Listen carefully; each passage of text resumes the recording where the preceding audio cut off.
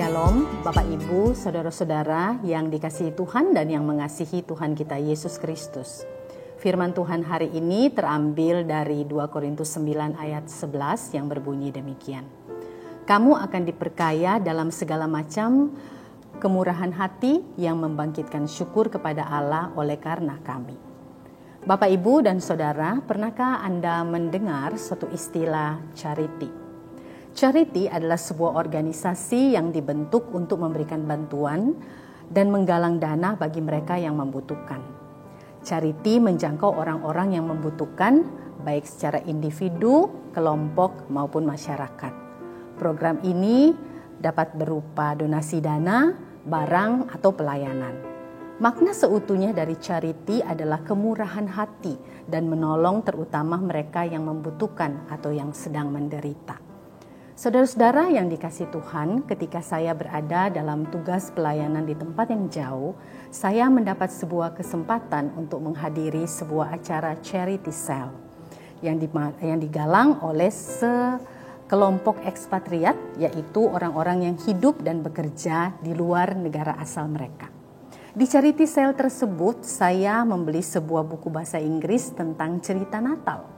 Buku ini unik. Ada kain flanel yang bisa dibaca dan kemudian diperagakan.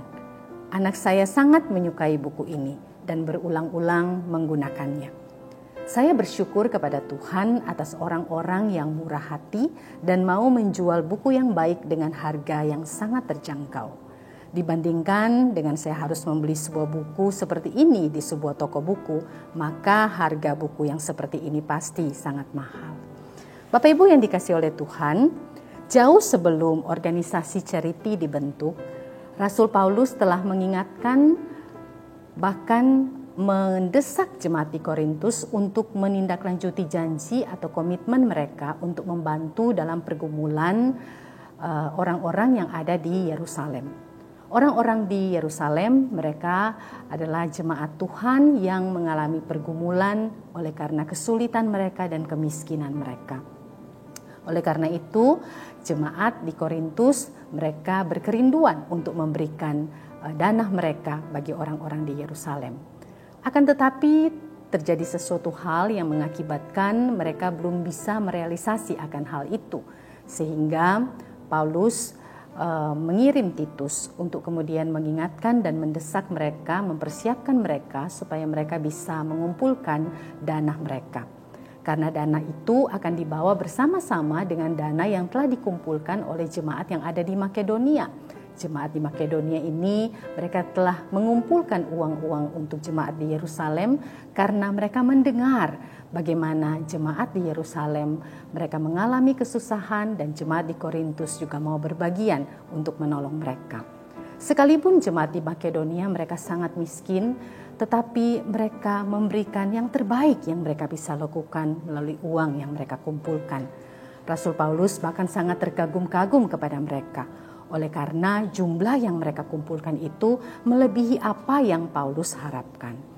Bapak Ibu yang dikasihi oleh Tuhan, untuk mengantisipasi jangan sampai jemaat Korintus itu belum siap dengan janji dan komitmen mereka, maka Paulus mengutus Titus terlebih dahulu untuk membantu mereka bersiap. Sehingga saatnya tiba ketika bertemu dengan jemaat dari Makedonia, persembahan itu bisa dibawa bersama-sama untuk menolong orang-orang percaya yang ada di Yerusalem. Bapak Ibu yang dikasihi oleh Tuhan, Paulus menjelaskan mengapa pemberian orang Kristen itu penting bagi orang percaya dan bagi pekerjaan Allah. Ini bukan sekadar tentang uang, bukan juga tentang memperbaiki masalah yang disebabkan oleh kurangnya dana. Memberi dalam kekristenan adalah berbicara tentang hati dari si pemberi. Firman Tuhan memberitahu kita bahwa orang yang memberi akan diperkaya dengan kemurahan hati. Semakin murah hati kita, semakin kita akan menjadi berkat bagi orang lain dan hal ini menyelaraskan kita dengan kehendak Allah. Kemurahan hati mendatangkan keuntungan rohani yang jauh melampaui kebutuhan fisik yang mungkin dipenuhi. Kemurahan hati umat Kristen di Korintus telah menyebabkan umat Kristiani di Yerusalem merasa sangat bersyukur dan memuliakan Allah. Hal ini dapat mendorong mereka untuk merindukan dan juga berdoa untuk saudara-saudara rohani mereka, baik yang ada di Korintus maupun yang ada di Makedonia. Dan anugerah Allah yang melimpah dalam hidup saudara-saudara mereka sungguh menguatkan mereka. Bapak Ibu, saudara-saudara yang dikasihi Tuhan, kemurahan hati mendatangkan rasa syukur. Ketika kita murah hati, kita sebenarnya sedang meletakkan kepentingan dan kebutuhan orang lain di atas kepentingan kita. Kita tidak melihat pada kekurangan kita melihat pada apa yang kita punya dan memberkati orang lain dengan apa yang kita miliki.